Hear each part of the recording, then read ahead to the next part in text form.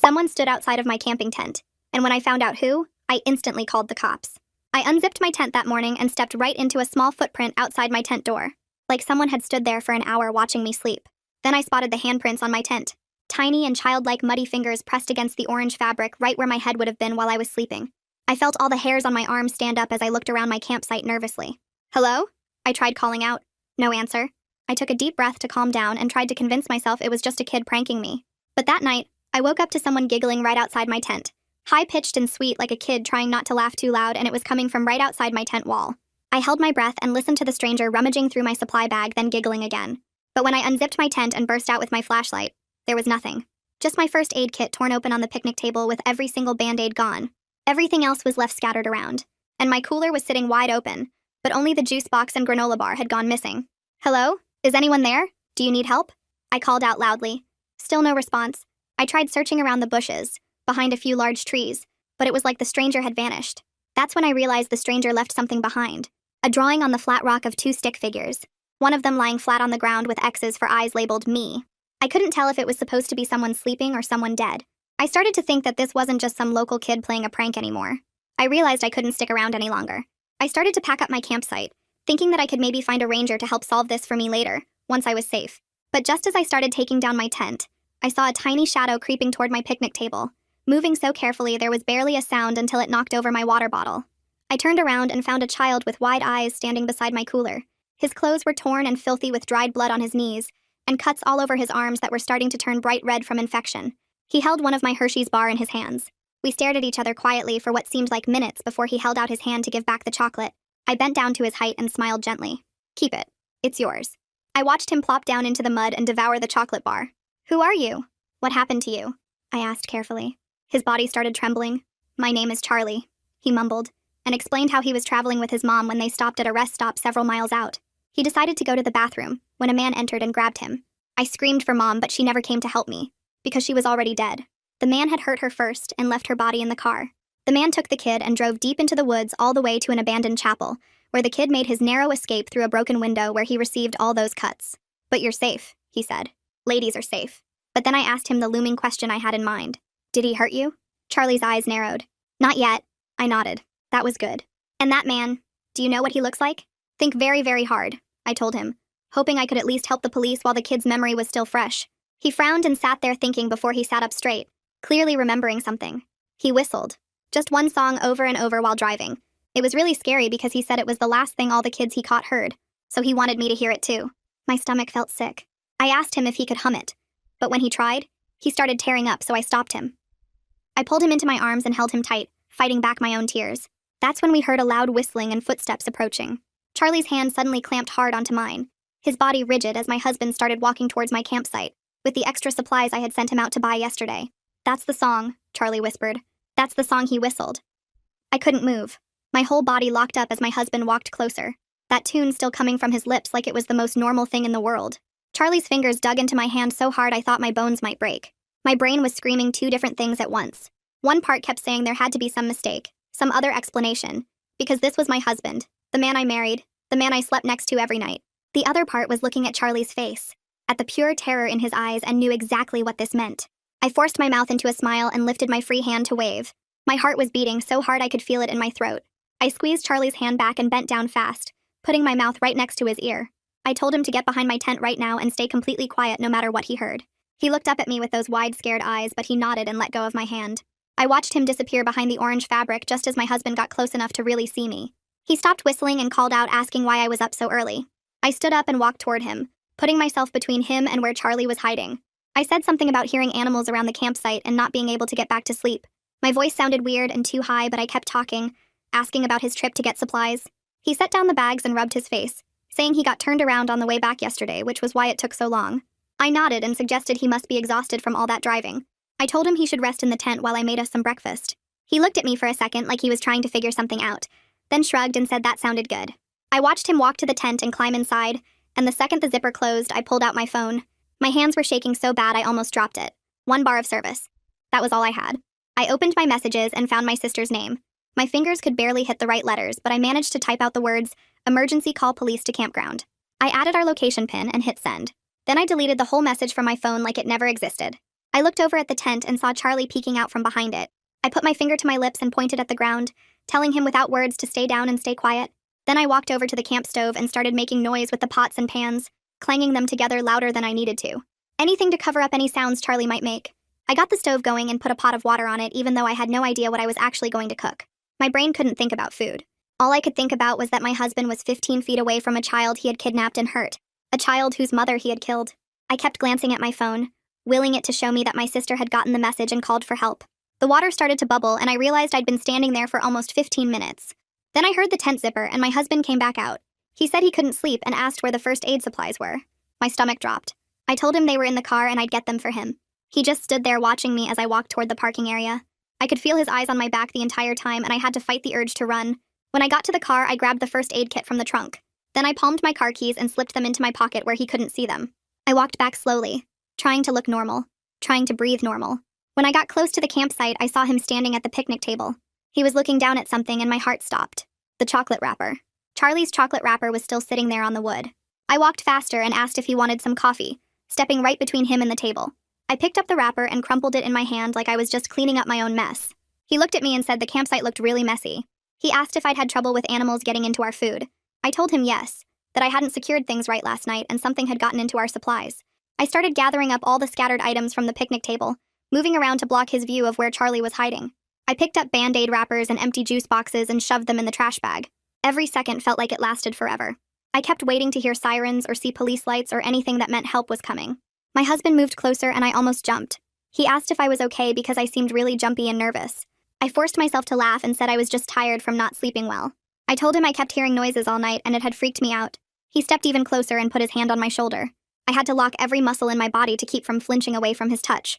His fingers felt heavy and wrong on my skin. I made myself look up at him and smile. Then I heard it. A vehicle engine coming down the access road. My whole body flooded with relief so strong I thought I might fall over. My husband heard it too and turned toward the sound. He asked if I was expecting someone. I said maybe it was just another camper or a ranger doing their morning rounds. I tried to keep my voice steady, but my hands were still shaking. A green ranger truck came into view and pulled up near our campsite. A man got out wearing a ranger uniform and a radio on his belt. He walked toward us and asked if everything was okay at our campsite. I caught his eye and tried to make him understand without words that something was very wrong. I couldn't say anything with my husband standing right next to me, but I hoped my face showed how desperate I was. The ranger, whose name tag said Bridger Holt, seemed to pick up on something. His eyes moved from me to my husband and back to me again. Then he said he needed to speak with me privately about a wildlife warning in the area. I followed Bridger toward his truck and my legs felt shaky with each step. My husband stood by the picnic table watching us walk away, and I could feel his eyes burning into my back. When we got far enough away that he couldn't hear, I grabbed Bridger's arm and the words tumbled out in a rushed whisper about the missing child hiding behind my tent, and how I thought my husband was the one who took him. Bridger's face stayed completely calm, but I saw his hand move down to the radio clipped on his belt. He pressed the button and spoke quietly into it, asking for backup and medical assistance at our campsite location. Then he told me to stay close and act normal. We turned around and started walking back toward the campsite, and Bridger started talking loudly about bear safety and proper food storage, like we were just having a casual ranger conversation. His eyes kept scanning the area around my tent and the woods beyond, while he talked about securing coolers and hanging food bags from trees. I tried to nod and respond at the right times, but my voice came out weird and strained. When we got closer to the campsite, Bridger spotted Charlie peeking out from behind the tent, and he smoothly moved his position so he was standing between my husband and where Charlie was hiding. My husband asked what the ranger was saying about wildlife, and I started repeating something about bears in the area while my brain screamed at me to just grab Charlie and run. Then I heard more vehicle engines coming down the access road, and my husband's face changed from confused to suspicious. 2 more ranger trucks and a sheriff's deputy car pulled up near our campsite within just a few minutes. The deputy got out first and walked straight over to my husband, asking if he could step away from the campsite to answer some questions about the area. My husband said he didn't understand what was going on and that he hadn't done anything wrong. The deputy stayed calm but firm, saying they just needed to talk to him for a few minutes and asking him to walk over to the patrol car. I watched them guide my husband away from me and away from where Charlie was hiding, and suddenly there were EMTs rushing past me toward the tent with medical bags in their hands. One of the rangers had already gone around back and was talking softly to Charlie, telling him it was safe to come out now. Charlie appeared from behind the tent and he was crying hard with his whole body shaking.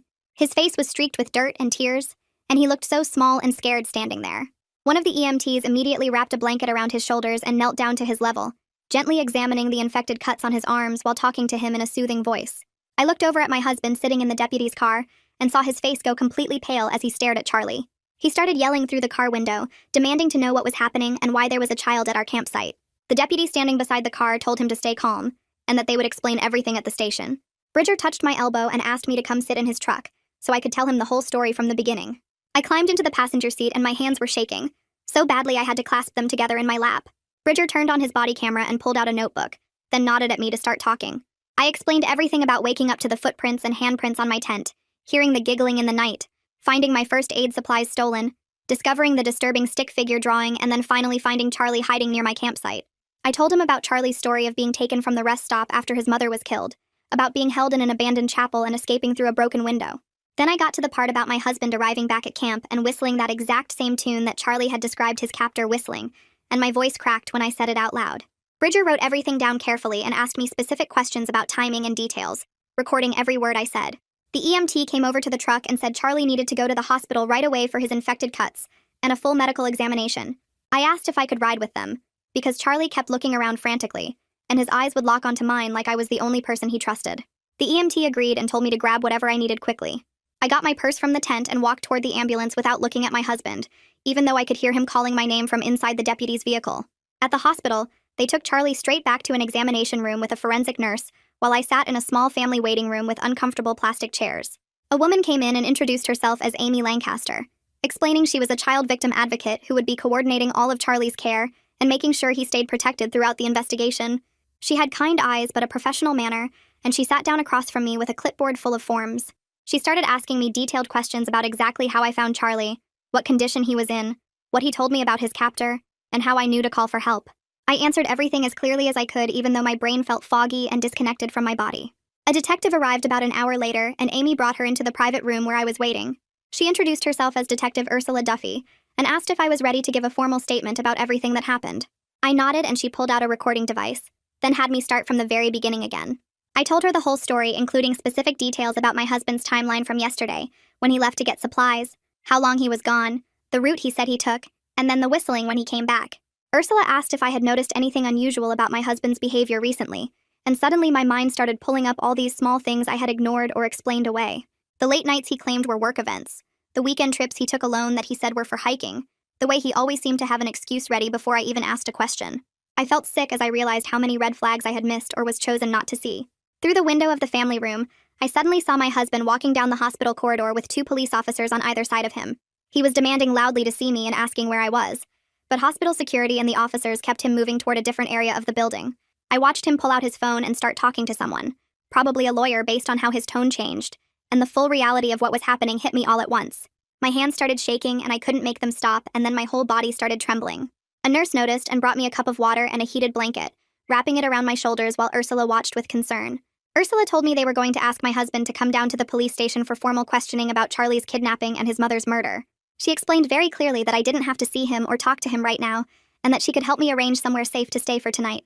The words hung in the air between us, and I understood what she was really saying. I couldn't go home to the house I shared with him, couldn't get in a car with him, couldn't sit across from him at dinner and pretend everything was normal ever again. Amy pulled out her phone right away and started making calls while I sat there wrapped in the blanket. She talked to someone for about 10 minutes, then turned to me and explained that she had a friend who lives 2 hours away, who agreed I could stay there as long as I needed. Amy also handed me some papers about restraining orders and victim services, pointing out the important parts I should read first.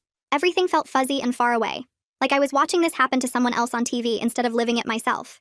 But I made myself focus on the practical stuff because that was all I could handle right then.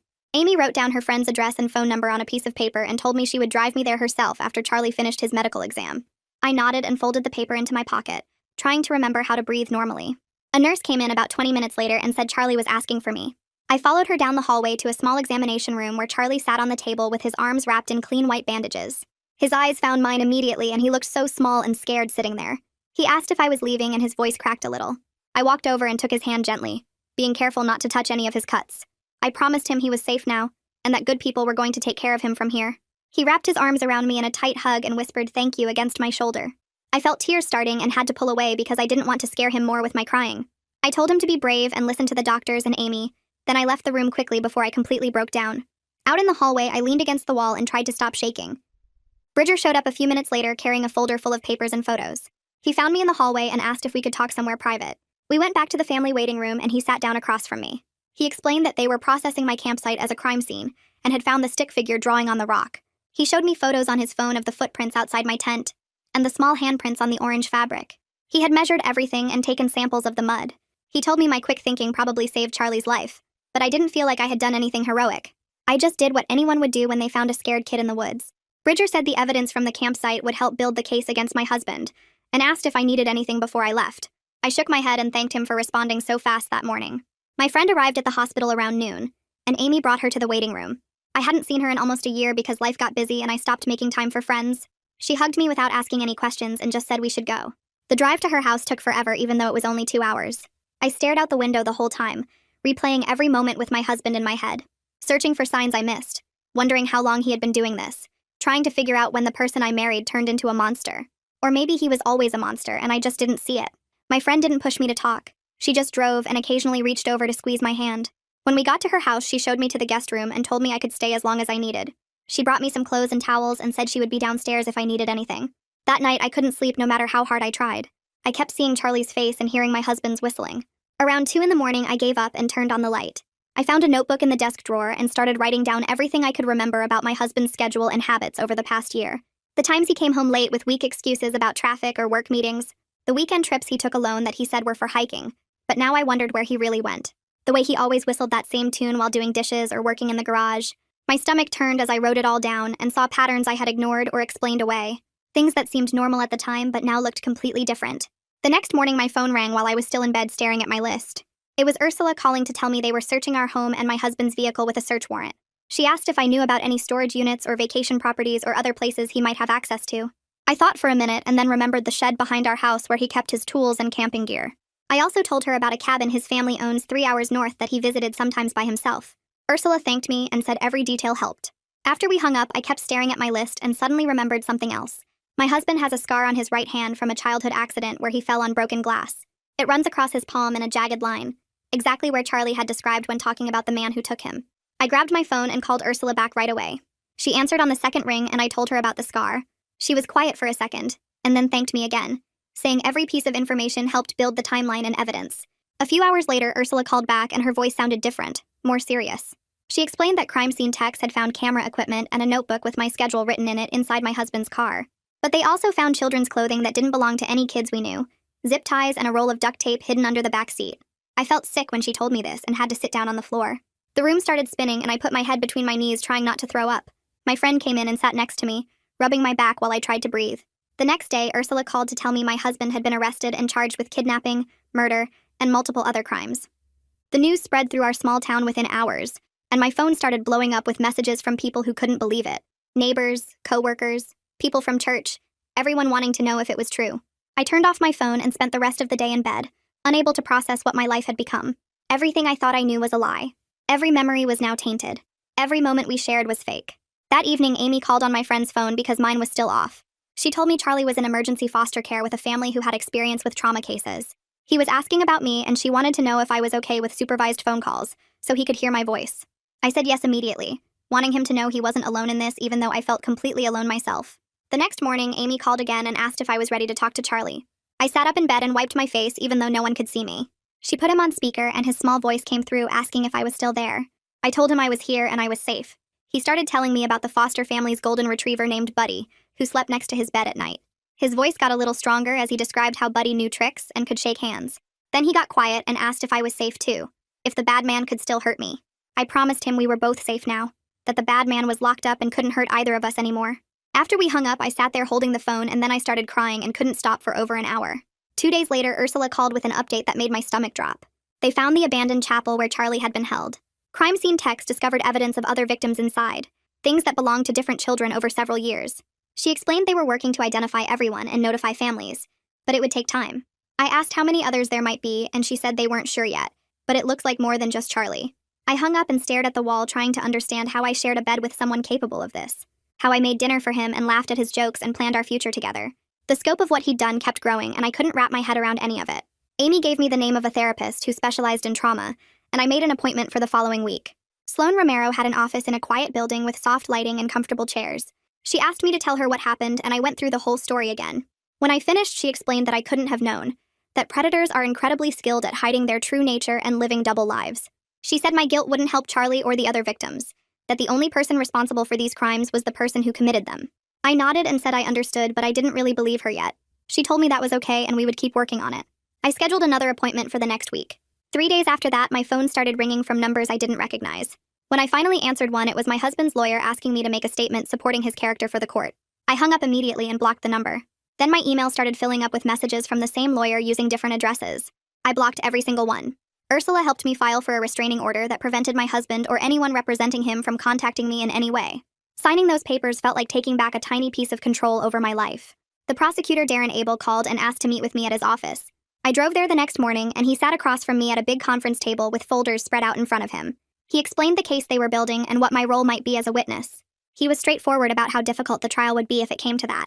But he emphasized that my testimony about finding Charlie and hearing the whistling was crucial evidence that placed my husband at the scene.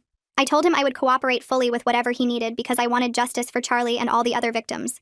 He thanked me and said someone from his office would be in touch as the case progressed. I filed for divorce the same week and started the legal process of separating all our finances. My lawyer helped me protect my assets and make sure I wasn't liable for any of his legal fees.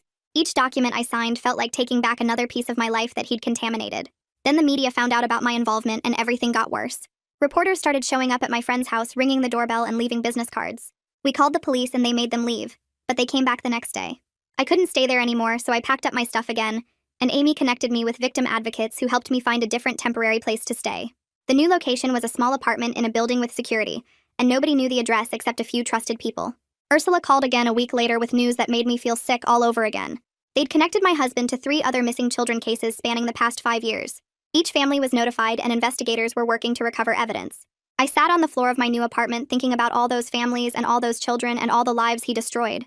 I got out paper and started writing letters to each family saying how sorry I was, even though I knew I wasn't responsible for what he did. I just needed them to know that someone cared about their pain. Charlie's mother was identified through dental records, and her family was notified.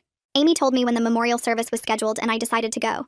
I sat in the very back of the funeral home wearing sunglasses and trying not to draw attention. Her sister spoke about what a wonderful mother she was, and how much she loved Charlie. After the service, I tried to slip out quietly, but her sister spotted me and came over. She took my hands and thanked me for saving Charlie and said her sister would be grateful. I completely broke down right there in the parking lot, and she held me while I sobbed. A few days later, Darren called and explained that my husband's lawyer was trying to negotiate a plea deal to avoid going to trial. He wanted my input on whether we should accept it or push for trial. I thought about Charlie having to testify and relive everything in court. I thought about all the other families having to sit through a trial hearing details about what happened to their children. I told Darren I would support whatever decision gave the victims' families the most closure, with the least additional trauma to the children. A few days later, I drove to the storage unit where we'd kept our extra stuff and started going through everything that connected me to him. I pulled out boxes of old photo albums and wedding decorations and anniversary gifts that now made me feel sick to look at. Each item I touched felt contaminated by what I knew now, like his crimes had spread backward through time and poisoned every memory. I sorted everything into 3 piles on the concrete floor of the storage unit. The first pile was stuff I needed to keep for legal reasons like tax documents and property records. The second pile was things from before I met him, mostly old college textbooks and family photos and a few pieces of furniture my grandmother left me.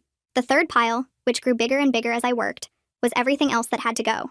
I loaded that pile into my car and drove it straight to a donation center, not even wanting to keep any of it in my possession for another day. When I got back to the storage unit, I looked at what remained and realized I was keeping maybe 20% of what we'd accumulated together. The rest was just evidence of a life that never really existed the way I thought it did. I spent the whole afternoon boxing up the items I was keeping and labeling them clearly. Then I locked up the unit and drove away feeling lighter, but also completely empty inside. My next therapy session with Sloane happened 2 days later, and I told her about sorting through everything. She asked how it felt to let go of so much, and I explained that every item carried memories that were now tainted by knowing what he really was. We talked about how I was mourning the life I thought I had while also dealing with the horror of what was actually happening behind my back. Some days I could barely get out of bed or eat anything or focus on simple tasks, but then I'd have moments where I could breathe without feeling like something was crushing my chest, and those moments were getting slightly more frequent. Sloane helped me understand that grief and trauma don't follow a straight line, and that having good days didn't mean I was betraying the victims or forgetting what happened. She gave me exercises for managing the panic attacks that still hit me randomly, usually triggered by things like hearing someone whistle or seeing a man who looked similar to my husband from behind. We worked on building a routine that gave structure to my days without overwhelming me with too many demands. The following week, Amy called and asked if I wanted to have another supervised call with Charlie. I said yes immediately, and she set it up for that afternoon. When Charlie's voice came through the phone, he sounded stronger and less scared than the last time we talked. He told me about starting therapy and doing art projects to express his feelings, and his therapist said he was making really good progress. Then he mentioned that he made me a drawing and asked if Amy could send it to me. I told him I would love that and would keep it somewhere special. A few days later, the drawing arrived in the mail, and when I opened the envelope, I saw a rainbow with bright colors and my name written at the bottom in his careful handwriting. There was a note from his therapist explaining that Charlie drew the rainbow because I helped him find safety after the scary dark time in the chapel. I bought a simple frame that same day and put the drawing on my nightstand where I could see it every morning when I woke up. Darren called me the next week with news about the case. My husband's lawyer had convinced him to accept a plea deal that included multiple life sentences without any possibility of parole. Darren explained this meant Charlie wouldn't have to testify in court and relive everything in front of strangers and cameras. The other victims' families had been consulted, and most of them supported the plea deal because it guaranteed he would never get out while sparing their children from having to testify. The sentencing hearing was scheduled for next month, and Darren asked if I wanted to attend or if I preferred to stay away. I told him I needed time to think about it, but I would let him know soon. After we hung up, I sat on my friend's couch and tried to process what this meant. He would spend the rest of his life in prison and never hurt another child, which was the outcome everyone wanted. But it also meant I would have to decide if I could handle seeing him one more time in that courtroom. 2 weeks later, I signed a lease on a small apartment in a city 2 hours away from where I'd lived with him. The apartment was tiny with just one bedroom and a cramped kitchen, but it had good locks on the doors and windows, and the building had security cameras in the lobby. Nobody knew the address except my lawyer, Amy, Sloan, and a couple of trusted friends. I spent a weekend moving my limited belongings into the new place, hanging up my clothes in the closet and setting up my grandmother's old bookshelf in the living room. Everything fit easily because I'd gotten rid of so much. I bought new sheets and towels and kitchen supplies, wanting things that had no connection to my old life. The first night in my own apartment, I walked through the rooms touching the walls and feeling like I was reclaiming something that had been stolen from me. I made myself dinner in my new kitchen and ate it sitting on the floor since I didn't have furniture yet, and even though I was completely alone, I felt safer than I had in months. The sentencing hearing arrived on a cold morning in late fall. I woke up early and put on simple clothes that wouldn't draw attention, then drove to the courthouse by myself. I sat in the very back row of the courtroom where I could see everything but hopefully not be noticed. My husband was brought in wearing an orange jumpsuit with his hands cuffed in front of him, and I barely recognized him. He looked smaller somehow.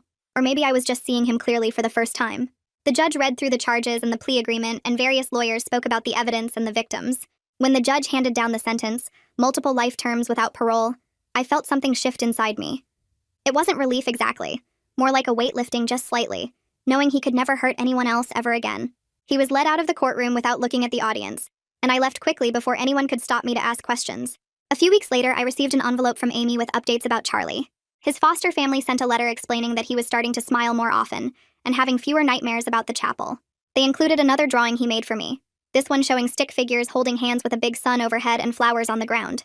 The foster mother wrote that Charlie talked about me sometimes as the camping lady who kept him safe, and he wanted me to know he was doing better.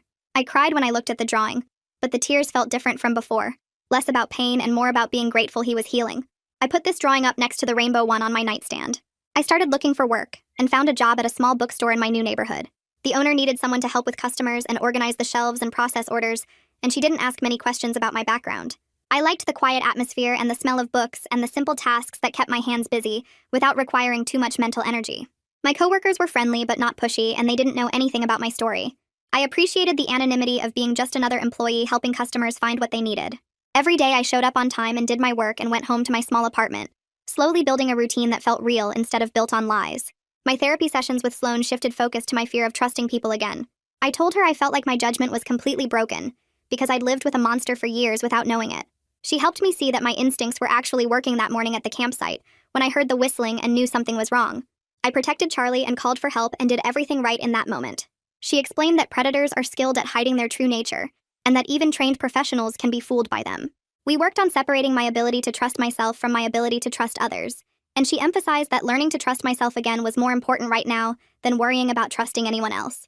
I practiced making small decisions and noticing when my instincts gave me information, trying to rebuild confidence in my own judgment.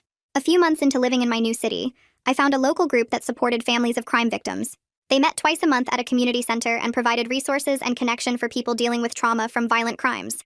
I started attending meetings and eventually volunteered to help with their outreach efforts.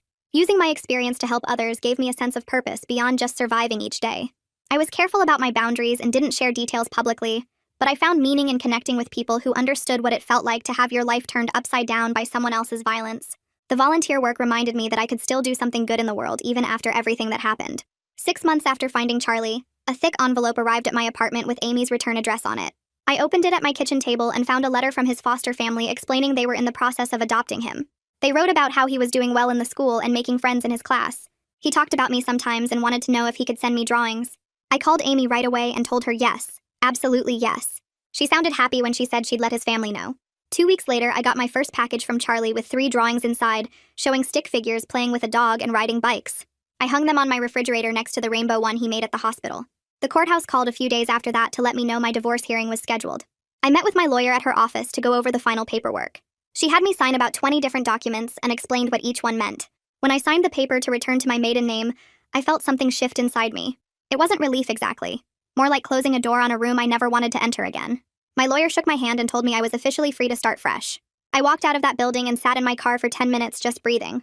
I wasn't the same person I was before all this happened, but I was starting to accept who I was becoming. That weekend, I decided to test myself by taking a trip to the coast. I packed my tent and sleeping bag and drove 3 hours to a busy campground right on the beach. Families were everywhere with their kids running around and dogs barking. I picked a spot near other campers and set up my tent, my hands shaking a little as I hammered in the stakes. When night came, I climbed into my sleeping bag and listened to the ocean waves and people talking at nearby campsites. I kept waking up every few hours checking my tent zipper, but eventually I fell asleep and made it through the whole night. In the morning, I packed up feeling proud of myself for doing something I thought I'd never be able to do again. A week after I got back, another package arrived from Charlie. This time the drawing showed him smiling with stick figures labeled Mom, Dad, Sister, and a brown dog named Buster. In the corner was a tiny figure standing alone that he labeled, My Friend Who Saved Me. I started crying when I saw it and called Amy to thank her for coordinating everything. She told me Charlie's therapist said he was processing his trauma in healthy ways and his nightmares had gone down a lot. Hearing that made me feel like at least something good came from that horrible morning at the campsite. I found a support group that met at a church basement every Tuesday night for people whose partners committed serious crimes. The first time I went, I sat in the back and just listened to everyone else talk. A woman my age shared about her husband who hurt kids at the daycare where he worked. Another person talked about finding out their wife had been stealing from elderly people for years. When it was my turn, I said my name and explained briefly what happened, and everyone nodded like they understood exactly how I felt. We talked about strategies for rebuilding our lives and how to deal with people who asked too many questions. Nobody tried to make me feel better or tell me it wasn't my fault. They just listened and shared their own struggles, and that helped more than any empty comfort could. I kept going back every Tuesday after that. One afternoon, Ursula called my cell phone while I was at work. She said the investigation was fully closed now with all victims identified and their families notified.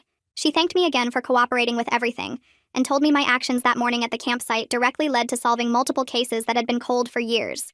I didn't feel heroic when she said that, but I was grateful I trusted my instincts when I heard that whistling. After we hung up, I went back to helping customers find books and organizing shelves, trying not to think too much about what those families were going through. I signed up for a pottery class at the community center on Thursday evenings. The instructor was an older woman who showed us how to center clay on the wheel and shape it into bowls and cups. Working with my hands felt good, watching something take form that I created myself. The other students were mostly retired people and a few younger folks learning new hobbies. Nobody knew my story, and I liked being just another person trying to make a decent bowl without it collapsing. By the end of the first month, I had made 3 wobbly cups that I kept on my kitchen counter. On the anniversary of finding Charlie, I bought a candle at the store and set it on my coffee table. I lit it that evening and sat there thinking about his mother and all the other victims whose names I learned from news reports. Sloan had helped me understand during our sessions that remembering them honored their lives, while also acknowledging my own survival. I was learning to hold both grief and gratitude at the same time, even though some days the grief felt heavier than others. The candle burned for hours while I looked at Charlie's drawings on my refrigerator. A few days later, I received an invitation in the mail from Charlie's adoptive family for his adoption finalization celebration. They were having a party at their house with family and friends to make it official. I was touched they wanted to include me, but I wasn't ready to meet them in person yet. I went to the store and picked out a nice card and a gift certificate for a bookstore. In the card, I wrote that I was so happy he had a loving forever family, and that I hoped he knew how brave he was. I explained I wasn't ready for in-person contact yet, but I would always be glad I could help him when he needed it most. They wrote back 2 weeks later saying they understood completely, and the door would always be open whenever I felt ready. My boss called me into her office one afternoon and told me she was promoting me to assistant manager. She said she valued my reliability and how calm I stayed with difficult customers. The raise wasn't huge, but it meant I could afford a better apartment or start saving money for the future. I thanked her and went back to the register feeling proud of myself for building something stable from all the chaos. This new professional identity felt important, like proof I could be more than just the woman who was married to a monster. A few months later, I decided to try camping again. I picked a state park in Colorado, far from where everything happened, and spent the whole drive there wondering if I was making a mistake. I pulled into the campground on a Friday afternoon and found a spot near a family with little kids running around. Their noise felt comforting instead of annoying. I set up my tent slowly, checking every zipper and stake, making sure everything was secure. That night, I cooked dinner on my camp stove and watched the sun go down behind the mountains. When it got dark, I climbed into my sleeping bag and listened to the sounds outside, my heart beating fast at first. But nothing bad happened. I heard owls and wind in the trees and the family laughing at their campfire. I fell asleep around midnight and didn't wake up until morning light came through my tent. I unzipped the door and stepped out into cool air, breathing deep and feeling something close to normal for the first time in months. I made coffee and sat at the picnic table watching birds, and it hit me that I could still love this without letting fear win. The next week I had my regular appointment with Sloane. She asked about the camping trip and I told her it went better than expected. We talked about my nightmares, which were down to maybe once a week now instead of every night. She pointed out that I was managing my anxiety without medication, using the breathing exercises and grounding techniques she taught me. I mentioned that I'd been thinking about taking a class or maybe volunteering somewhere new, things that felt impossible 6 months ago. Sloane smiled and said she'd noticed real progress in how I talked about the future. I wasn't just getting through each day anymore. I was actually making plans and feeling excited about them. She asked how I felt about that distinction, and I had to think for a minute. Healing wasn't the same as healed, and knowing that difference mattered somehow. It meant I could be okay with where I was instead of rushing to feel completely better. 2 days later, I got home from work and found a thick envelope in my mailbox with the prosecutor's office return address. Inside was a letter forwarded from another family, one of the other victims whose case got solved because of what happened that morning at my campsite. The mother wrote 3 pages thanking me for acting quickly to save Charlie. She said their daughter had been missing for 2 years before they finally got answers and closure. She wrote that she didn't blame me for anything, that I couldn't have known what my husband was doing, and that my quick thinking probably prevented more families from going through what hers did. I sat on my couch reading it over and over, crying but in a different way than before. Her kindness felt like permission to stop carrying so much guilt. I wrote back that week, telling her how sorry I was about her daughter, and how grateful I was for her understanding. Knowing that my actions helped bring some peace to these families made the whole nightmare feel slightly less pointless. That weekend I started looking at apartments online. My lease was coming up for renewal and I realized I wanted something bigger, maybe with a balcony where I could have plants and sit outside. I scheduled viewings at 3 different places and spent Saturday afternoon walking through them with a realtor. The second one had a small balcony facing east, perfect for morning coffee and watching the sunrise. It cost a bit more than my current place, but the promotion made it possible. I put in an application that day and spent the next week imagining how I'd decorate it. Planning for the future instead of just surviving felt huge. I picked out curtains and a small table for the balcony, excited about creating a space that was completely mine with no bad memories attached to it. The following Tuesday, I got a package from Amy with a note saying Charlie wanted to send me something. Inside was a drawing on thick paper showing a camping tent with a bright yellow sun overhead and flowers all around. At the bottom, in careful handwriting, he'd written, "You were brave," with a smiley face. Amy's note said his handwriting was improving a lot, and he talked about me sometimes during therapy sessions, remembering me as the person who kept him safe when he was scared. She included a photo of him smiling with his foster family and their dog. He looked healthy and happy. Nothing like the terrified kid I found at my campsite. I put the drawing in a frame and set it on my kitchen counter where I could see it every day. Knowing he was okay made everything I went through feel worth it. A month later, I got an invitation to speak at a victim impact panel downtown. The organization wanted me to share my story to help other people understand how violent crime affects everyone involved, not just the direct victims. I almost said no because talking about it publicly felt scary, but then I thought about that mother's letter and decided maybe my experience could help someone feel less alone. The panel was on a Thursday evening in a community center meeting room. About 50 people showed up, mostly social work students and victim advocates. I sat at a table with 4 other speakers, and when it was my turn, I talked for 10 minutes about finding Charlie, discovering the truth about my husband, and learning to rebuild my life afterward. I kept my voice steady and focused on the facts, explaining why trusting your instincts matters and how important it is to act quickly when something feels wrong. Afterward, 3 different people came up to thank me. One woman said hearing my story helped her understand her own experience better. Another person asked if I'd be willing to speak at more events. I left feeling tired but good, like I'd turned something horrible into something useful. My 1-year anniversary in the new city arrived in early spring. I invited the friends I'd made through work and volunteering to dinner at a small restaurant downtown. 6 people showed up and we sat at a round table talking and laughing for 3 hours. They knew my story because I'd been open about it, but they also knew me as someone who loved books and made terrible pottery and always brought good snacks to volunteer shifts. Nobody treated me like a victim or asked questions that were too personal. We just ate good food and shared stories about our lives. Walking home that night, I felt grateful for these real friendships built on honesty instead of secrets. This life I was building felt solid and true in a way my old life never did. The next Saturday, I moved into my new apartment. Friends helped me carry boxes up 2 flights of stairs, and by evening, everything was unpacked. I set up my small balcony with the table and 2 chairs I'd bought, adding pots with herbs and flowers. That Sunday morning, I woke up early and made coffee, then went outside to sit and watch the sun come up over the buildings. The air was cool and birds were starting to sing. I thought about how far I'd come from that morning at the campsite when my whole world fell apart. I still had hard days where the anxiety came back strong or I couldn't stop thinking about all those families who lost their children. But I also had this, sitting peacefully with my coffee watching a new day start. Charlie was safe with his forever family. My ex-husband would never hurt anyone again. And I was learning to trust myself and the world again, one small choice at a time. The sunrise painted the sky pink and orange, and I sat there feeling both sad about everything that happened and grateful for where I ended up. That was okay. I could hold both feelings at once now without falling apart. That's where we'll stop for today. I'm really glad you were here because stories feel better when they're shared. I hope it left you smiling or just feeling a little lighter. Subscribe and come back next time for another heartwarming one.